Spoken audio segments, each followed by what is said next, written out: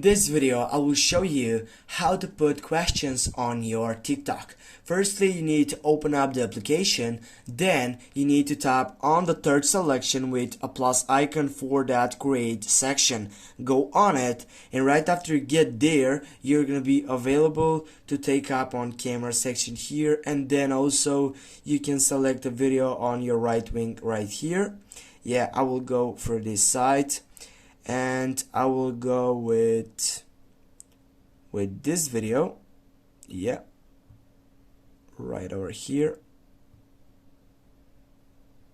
Go just for videos, take a look. I will just go for that video. Go next, and right here, yeah, it will need to take some time to get load to that full session.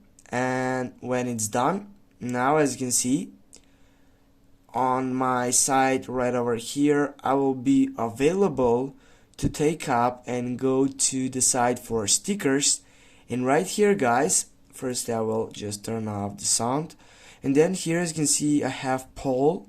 Just click on that poll selection, and here as you can see you can put question on it. You can just simply add this questionable setup and say, I don't know, Italy.